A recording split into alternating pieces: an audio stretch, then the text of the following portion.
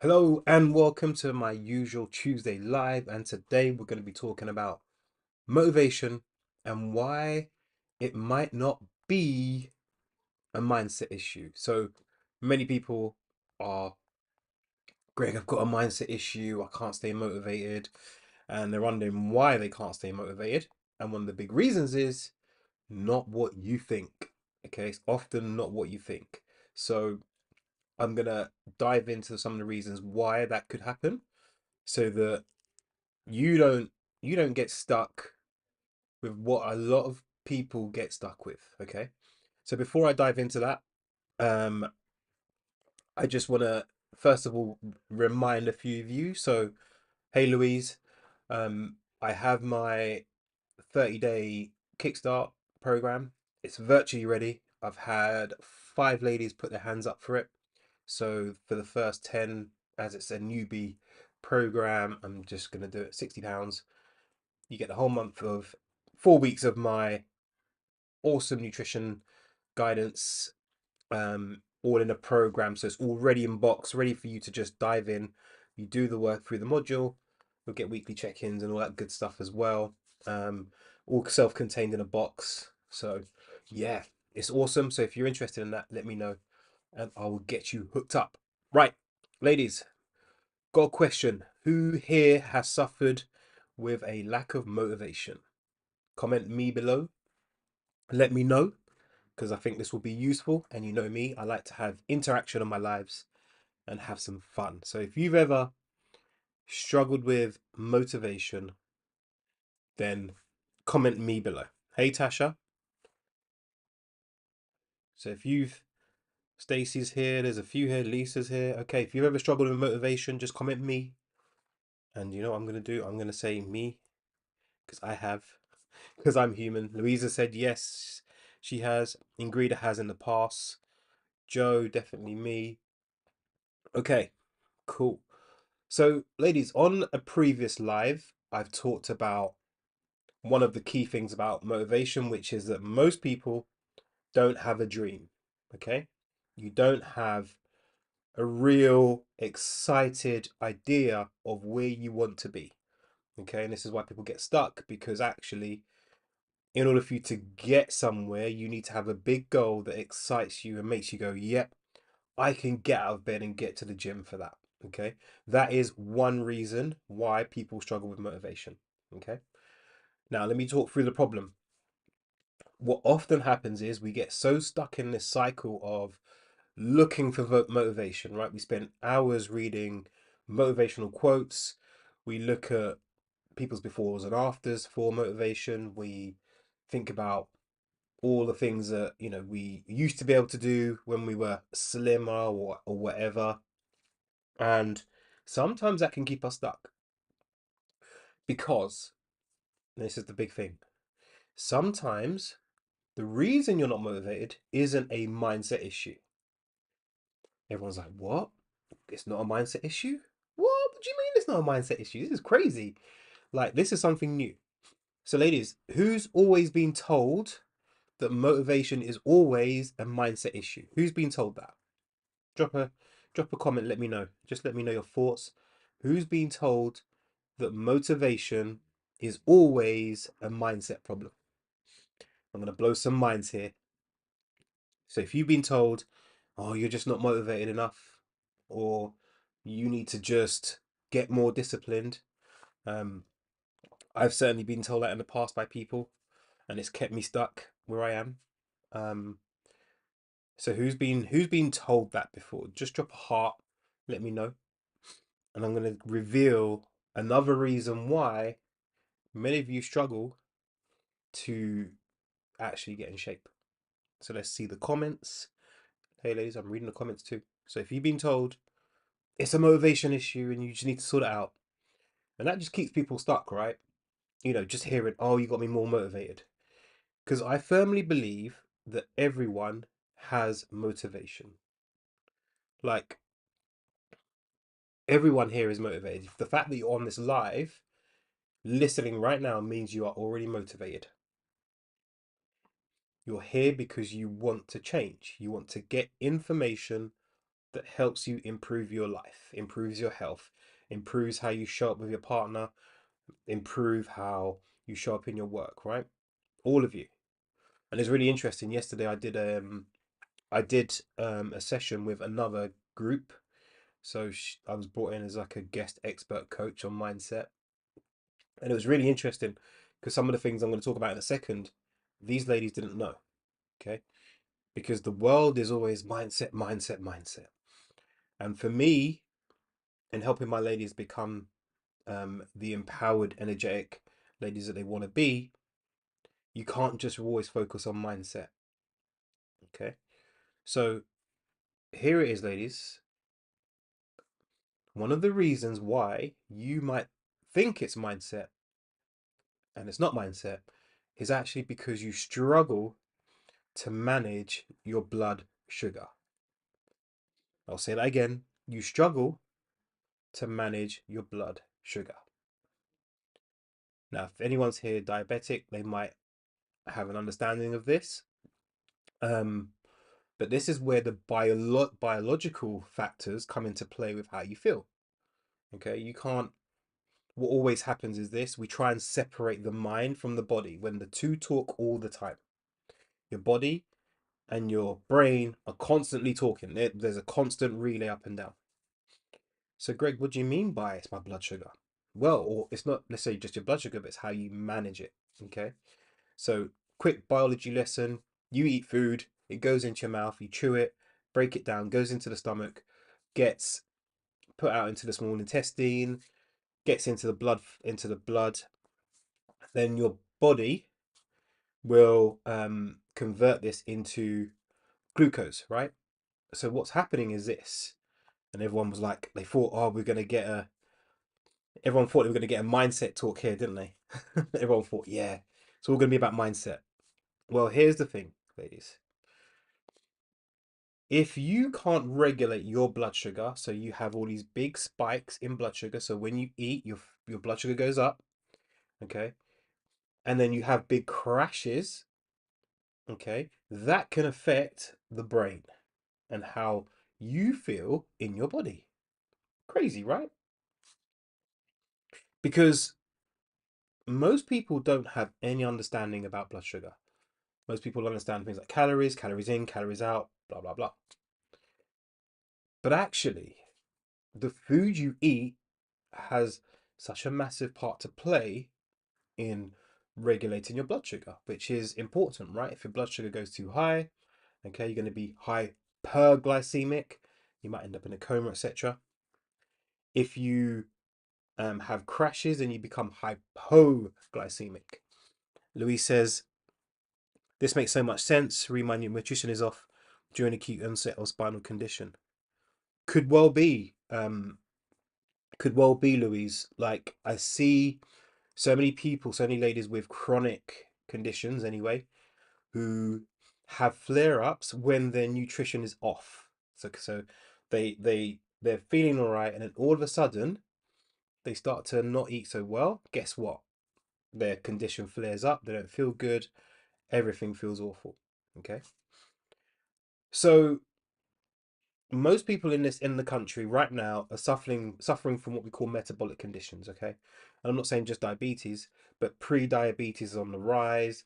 There's so many more people who are having these big crashes up and down, and they can't concentrate. They get to work, can't concentrate, foggy brain, etc., etc. But your blood sugar has a massive impact on every part of your body.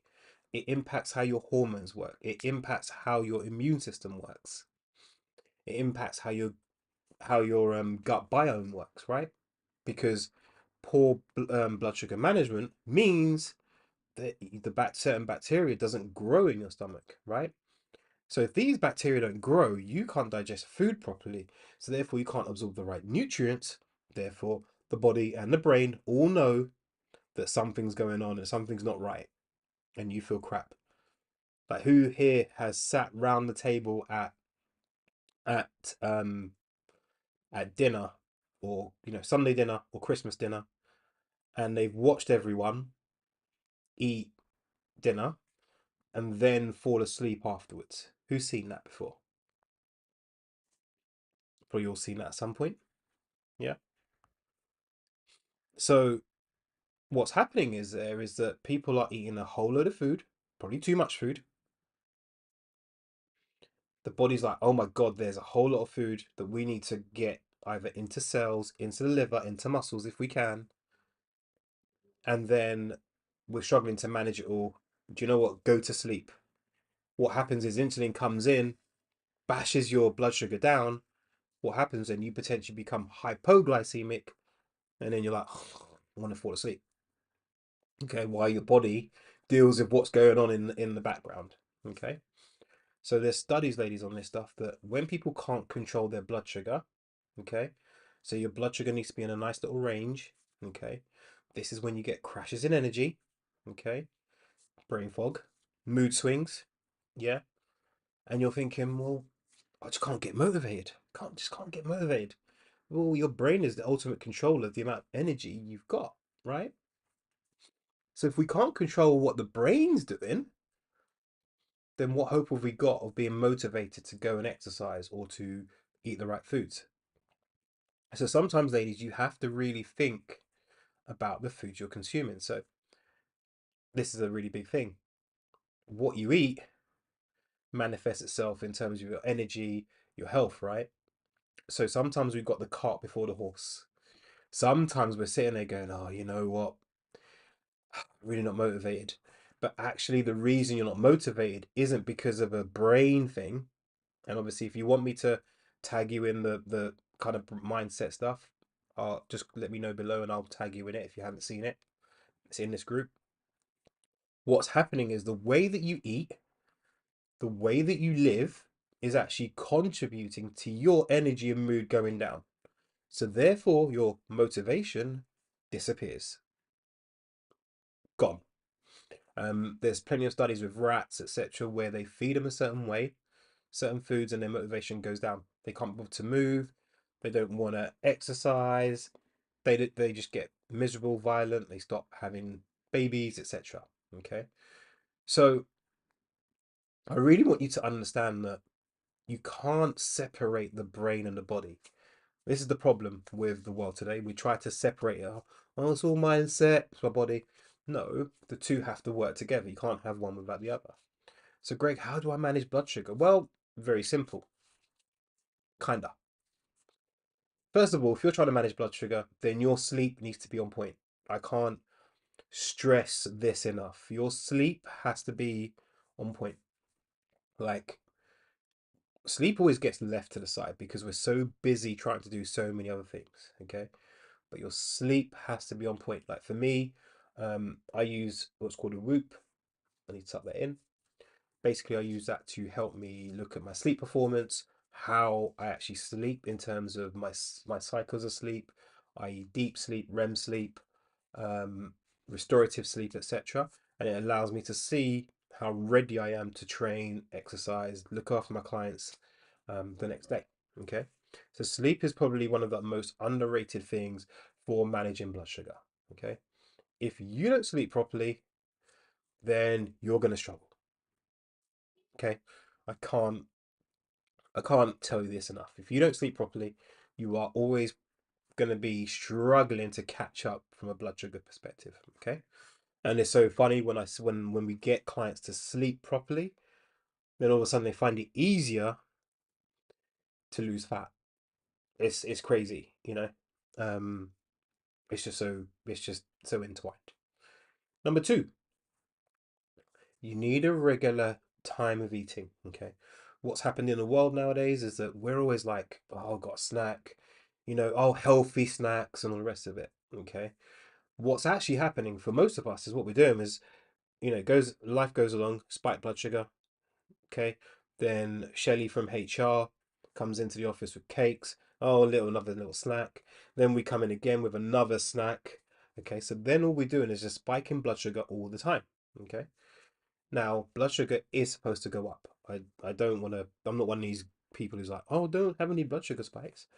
But if you have too many because you're always snacking, you're always grazing, always nibbling, then you're going to have problems. This is why you get this up and down in mood and energy all the time. Okay. So That's massive. Like I can't emphasize enough how important that is. Okay. So managing blood sugar in terms of how you eat and having a regular schedule is going to be massive because the body gets used to cycles. The body wants cycles in your sleep. The body wants cycles in um, your movement. It wants cycles in everything. Everything is run on cycles. Okay. So number three is them trying to eat with the circadian rhythm. Okay, we eat far too long. Okay, you probably want to get up, eat some food, get some sunlight, eat some food.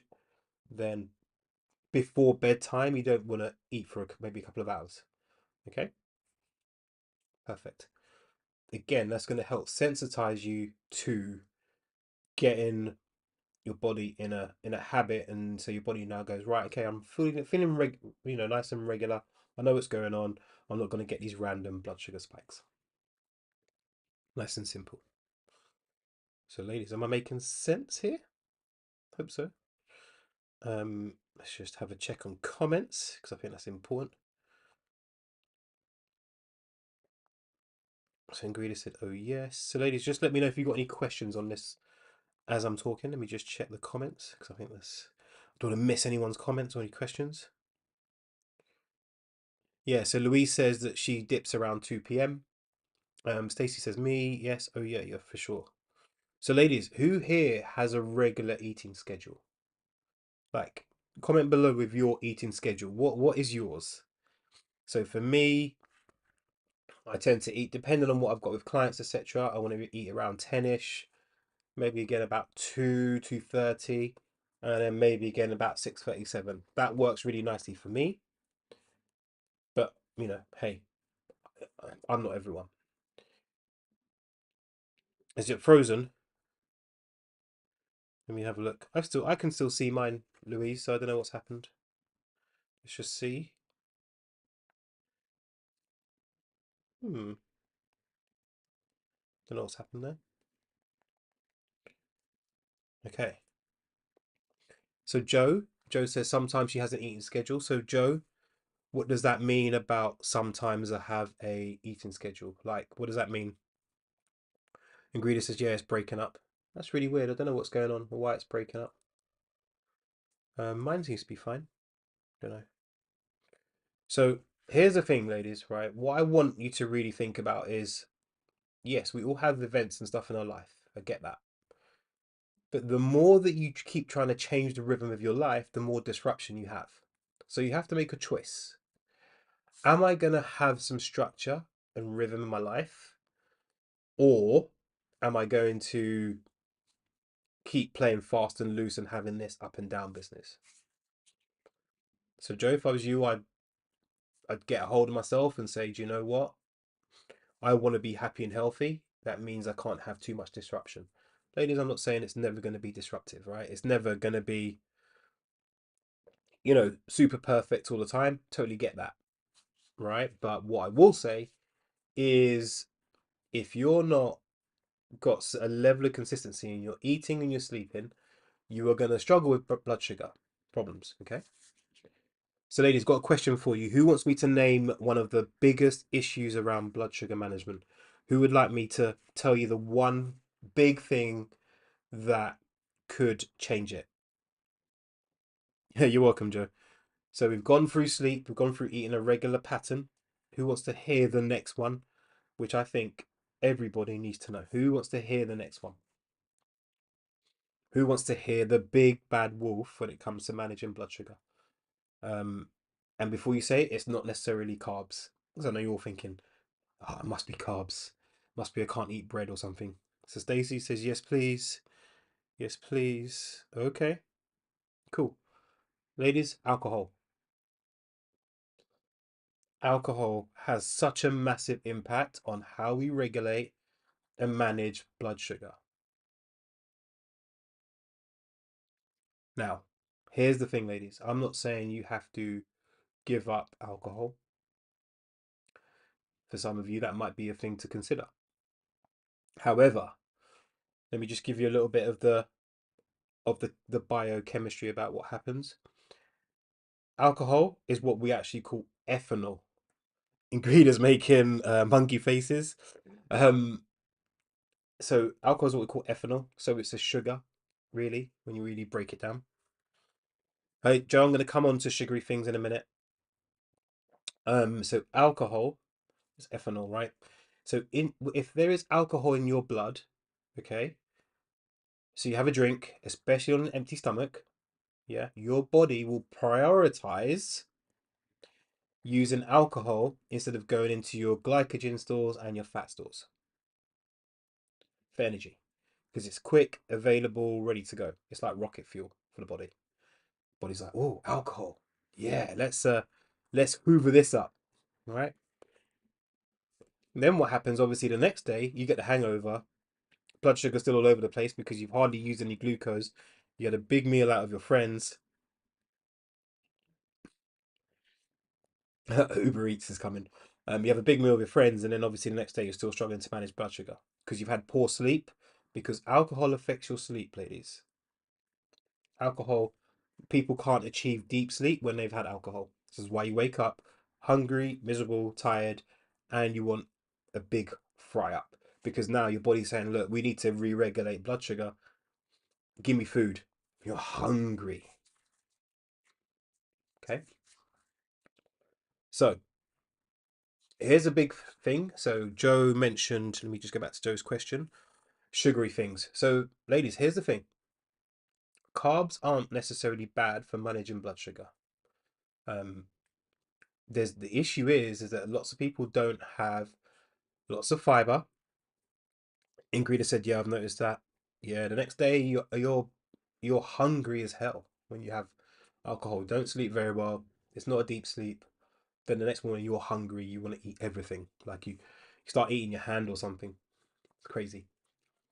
Um, so carbs. Let's just go back onto carbs. So all foods have what we call a glycemic load. What does that mean? Glycemic load just means when you eat it, how much insulin is then needed to manage that particular food and how much glucose that's going to dump into the body. Okay. Glucose in the body is not a bad thing. If everything's working nicely, you'll utilize it, store it, whatever, it's all good. Please don't be scared. This is not a carb phobia thing. Um, we don't do carb phobia here. All of my clients eat carbs. They eat potatoes, they eat rice, etc. Okay. The the thing is that most people will eat carbs just randomly through the day. Oh, hey Makeda, let me just have some bread because I fancy a sandwich. Oh, let me just have a cake. So what you're doing is then you're having carbs with no protein, fats, or fiber. Okay, so protein, fats, and fiber will slow down the glucose getting into your bloodstream. Okay, so okay. Oh, my pleasure, Louise. I'm a geek and I know it. Yeah, so the big thing is most people don't have. So when you have fruit, ladies, because fruit is sugary, right? Apples, berries are all nice sweet things, but they come with fiber. Okay, so therefore you don't get the big glucose spike that you might do from wine gums, opal fruits, etc. And it's interesting that even if you look at some of the things that you think are really bad, they actually come with a lot of fat. So actually, they aren't as bad in terms of glycemic load, but they will have a hell of a lot of calories. So when people talk about it's more than do carbs slow your down your digestive system, I find it really bloating after the carbs. Right. So I'm going to answer this question.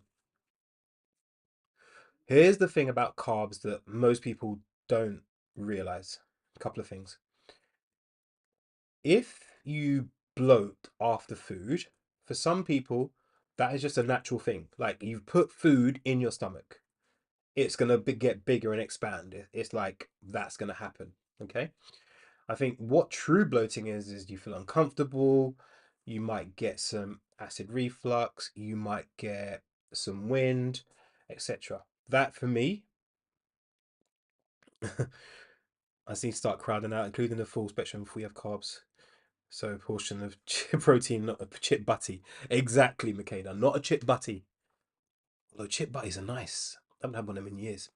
Um, but yeah, so I would say have that with some protein, Makeda. So here's a couple of things, ladies. When you eat carbs, yeah, there is an enzyme in your mouth called salivary amylase, which starts to break down the carbohydrates. Okay. When it gets into the gut, like literally the body will absorb that stuff quick, quick, quick. Okay.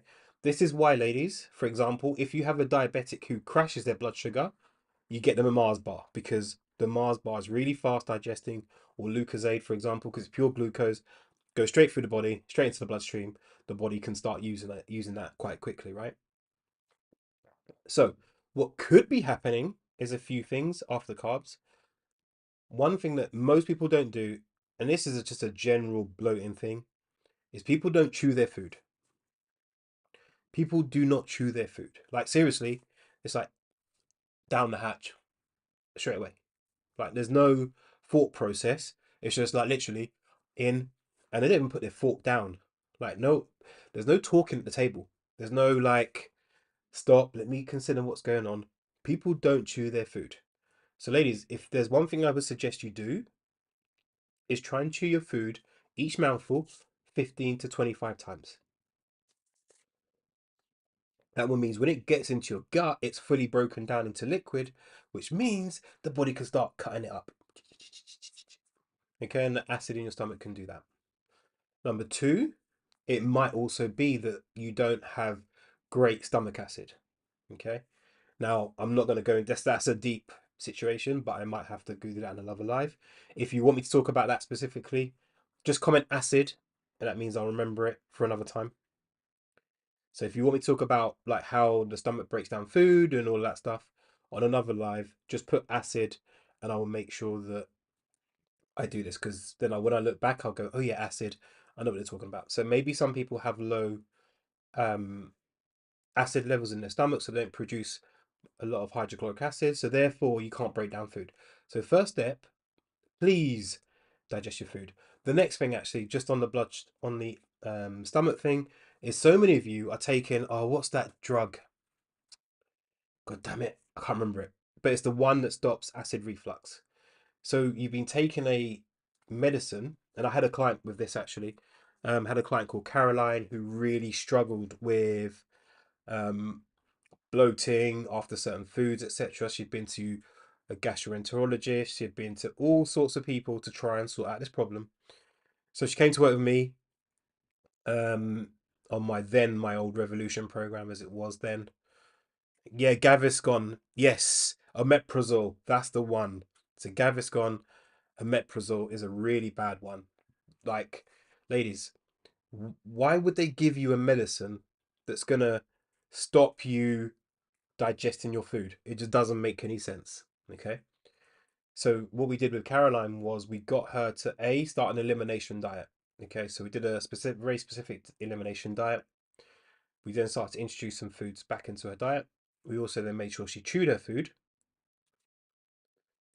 And then we realized it was more of there were certain foods in her diet that she just wasn't reacting well to. So we just stripped them out. We also got her to reduce her stress. Okay, so we got her to stress less, stop her working all the hours God sends. After about 4 or 5 weeks, all bloating gone. After all of these gastroenterologists had fed her omeprazole, okay, she was able to start going to the loo properly. Yeah, just frustrates me. I'll share her pictures in below so you can see them at some point. Anyway, what was the next bit? So then after that, ladies, like you need to go for a poo, ladies. I did a coaching session with my clients yesterday night, and we had a guest coach come in because when my clients work with me, we have guest experts coming in. It was awesome, but we'd previously spoken about poo and that the fact that most ladies don't go to the toilet regularly. Like, really, ladies? Most days you want to be going for a poo. So there's just a couple of ways that you could reduce bloating. Okay. So I would isolate this is the big thing with tracking your food as well, right? It says, oh, I can't track my food. It takes too much time. Ladies, it takes 3 minutes, not even that, to track your food each day. If you're getting bloating, there you go. No, no, no, Louise, this is the problem, right? Me and my clients talk about all sorts. We talk about periods, we talk about hemorrhoids, we talk about all sorts because if we're doing health coaching, we've got to coach the health, right? Um, but yeah, we should be going to the loo at least daily for me, and it shouldn't be a struggle. Um, one day I'll tell you about a client who was only going to the toilet once a week and how we got that solved, and she dropped 3 stone. Yeah, 3 stone. Anyway, it wasn't 3 stone of poo, by the way. But anyway, so ladies, I really want you to just think about how you eat, what you eat, when you eat, how you sleep, because all of these things will contribute to how you manage blood sugar. And if you can't manage blood sugar, then your motivation goes down. I can't be bothered to train. Okay? Yeah, Lou, there's a couple of bits. If ladies, if you want me to talk about digestion, I might do like a proper masterclass on digestion. I know Stacey commented acid. Ladies, if you want me to do a masterclass on digestion and how to fix most of the digestion issues that most of you ladies have, just comment food below. Comment food, and I'll put on a proper with PowerPoint and all that stuff masterclass on how to sort out your digestive issues in like 4 or 5 steps. I can do that. But here's the thing, ladies, if your blood sugar is all over the gaff, then you might have issues with your stomach and digestion. Okay, so you'd be windy and all sorts because your body, your gut, which is your number one part of your defense, your immune system, okay, can be compromised by poor blood sugar management. It's crazy. So all of this stuff is interlinked, ladies. You can't separate everything. So Louise says food. Ladies, if you want me to do a whole digestion, how to make your digestion silky smooth, comment food, and I will do a proper like masterclass on Zoom with questions and all of that good stuff. So if you want that, comment food, and I'll do that. So, ladies, has this been useful? Let me know if you have any questions about anything I've talked about before. There is one more thing on that list of things to help manage blood sugar.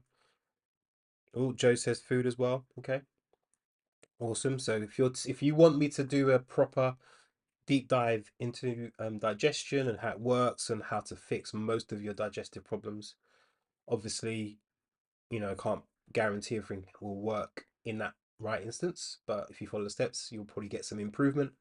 Obviously, as I work with clients one to one, then we can do like specific stuff. Um, so yeah, ladies, are there any other questions on how blood sugar? So, ladies, just to recap, if there's questions, drop a heart so I know it's coming, and then drop your question in below. Um, if you struggle with problems with your mood, it might not be the mindset thing. Hey, Makeda, watch the replay. So I did a mindset one on motivation before, but actually it might be the fact that you're consuming foods that are impacting your blood sugar, therefore impacting your ability to focus, be in the right mindset. Okay. Again, this is the problem, ladies. We try to separate everything, but you can't have the body without the mind and the mind without the body. It doesn't work like that. This is why people fail diets again and again and again and again. So, Makeda, yeah, for sure, that could well be. So, I'm going to pick on Makeda.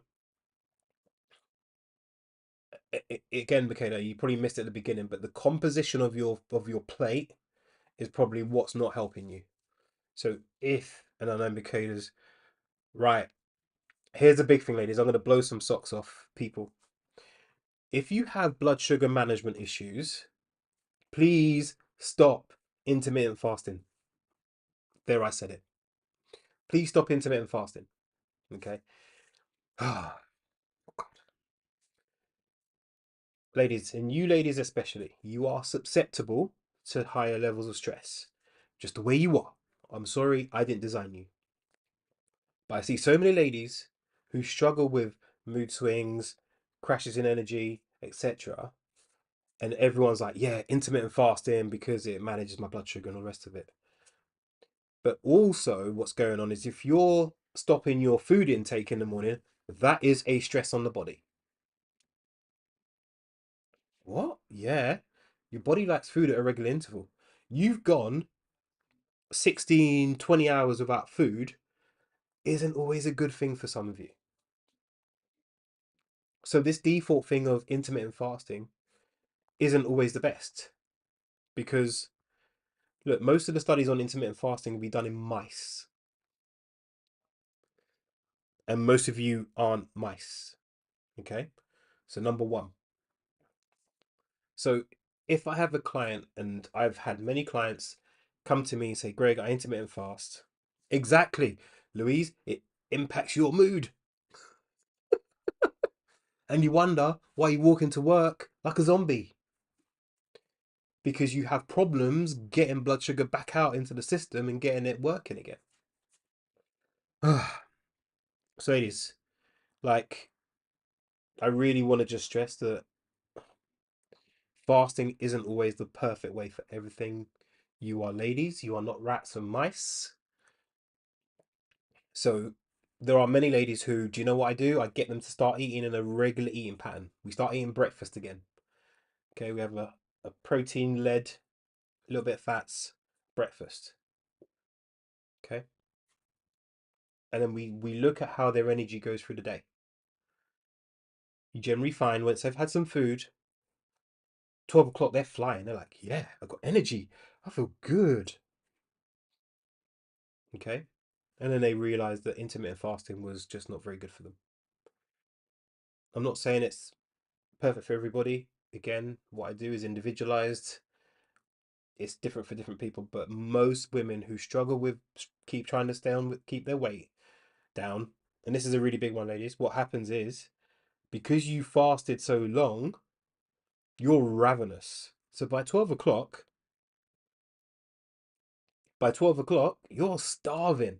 So guess what? You have a bigger dinner, right? A bigger dinner than what you think is, okay? So intermittent fasting allows for you to have maybe two bigger meals. But what happens is those meals become bigger. So then later on you have a snack. But because you were so hungry from earlier, you want to compensate. You're like, well, I didn't have breakfast, so therefore I got a whole load of calories. But you already had quite a few calories at lunch. You had a snack that was potentially quite calorific because you probably had coffee, some mayonnaise filled sandwich with no protein in it for lunch, a snack from Shelly at HR that was cakes. So then dinner comes along, and you're like, yeah, I'm gonna make up for dinner. And then guess what? You're not in a calorie deficit. And then you wonder why you can't lose weight. I don't know. In fact, ladies, I would suggest for most of you, your issue is get some sleep. Because if you're not getting sleep, because this is what you do, right, ladies? I know what you do. And this is a hangover from your teenage days. So, as teenagers, I was one of them. We would get up at the last minute to get ready for high school or college. We'd like want to sleep. Then we get up. So, therefore, we miss breakfast. So, when we miss breakfast, after a while, that just became a habit. And then all of a sudden, now as an adult, you're like, oh, do you know what, Greg? I'm not really a breakfast person. And I'm like, well, did you eat breakfast as a kid? Yes. So how do you know you're not a breakfast person? Oh, don't know. So it's just become a habit. Yes. Okay, cool. Eat 3 meals across the day. Try not to snack. If you're going to snack, have something either high protein or have some fruit. Sound good? Yes. Guess what? More energy, feel better. They stay in a calorie deficit, they lose weight. Dosh. So, again, ladies, you have to take an individual approach to all of this. Ooh, sorry, rant over. There was some fire there. Ladies, are there any questions you want me to elaborate on? Any of this I want me to elaborate on? There's probably a little bit more to this. I probably need to do a part two because there's probably a little bit more that I missed, but I booked in half an hour to do this. I'm a little bit over already, and it's time for me to chill for the day. So Makeda, like I can't I can't say it enough. Basics, basics, basics. Like none of my clients do fancy things. We only do fancy things if there's a need to do a fancy thing. Oh, Louise, I'm glad that's really helped you tonight. None of my clients do fancy things. We do the basics religiously. We get funky when we need to get funky. Okay. I'm not sure. One of my clients might be. I might be watching now. There's not many in the group. We have our community off Facebook, so we don't get distracted. Most of us, but we don't do anything funky. Like I get my ladies to do the basics really, really well. Okay. So, ladies, is if this is giving you value, can you just comment value? Because then I know that I've got value for this. So just comment value if you've got some value from this, if you've learned something, if you have got something to change. Actually, let's have some fun. Ladies, what's the one thing you're going to change as a result of listening to this tonight? What's the one thing you're going to change as a result of listening to this live? Michaela got some value. Michaela, you're going to not do any more chip butties.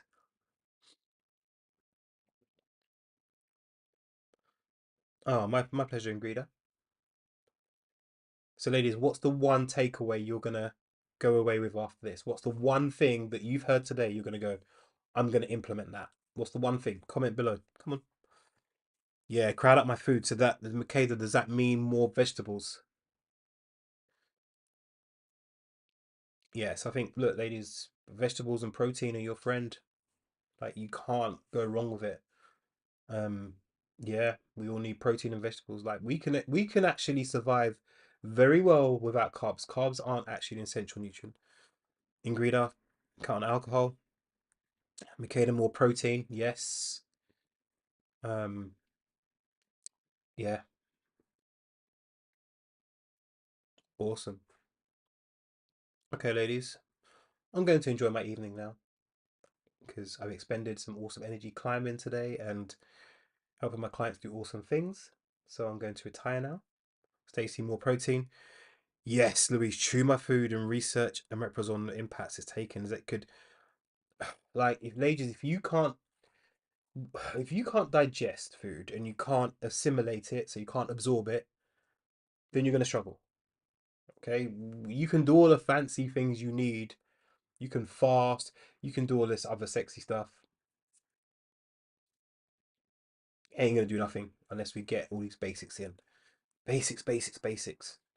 And that's what I do in my empowered body program. I get my clients to do the basics really well, and then once the basics are embedded and they become habits, we then do funky stuff. We don't do funky stuff first. This is what holds you all back. Everyone's surfing the internet. Oh, let me do intermittent fasting, keto, blah blah blah blah blah. That takes you off track because most of these people out there don't actually understand physiology, biochemistry, nutrition, movement, and all that stuff. So yeah, ladies. So do you want me to do a part two to this? And also, if we do a part two, then I will do so. Um, if there's enough interest. So for ladies who watch this back on the replay, because I know some of you will, um, happy to talk more about this kind of stuff.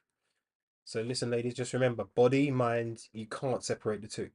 You cannot separate the two. And this is where everyone goes wrong with their health. Really simple. And that's what the Empowered Body program is designed to do, is to bring together your mind and the body so you understand it as one, treat as one, and then you get awesome results. So Ingrida said part two, please. Of course, I will do so. I'll do so. All right. Ladies, Louise wants a part two as well. Cool. All right. I'll schedule it in. I'll invite people to it as I do, and I'll let you know when it's ready to rock. All right. Cool. Have an awesome evening, ladies. Get to bed early and stay off the alcohol. Talk soon. Stay strong.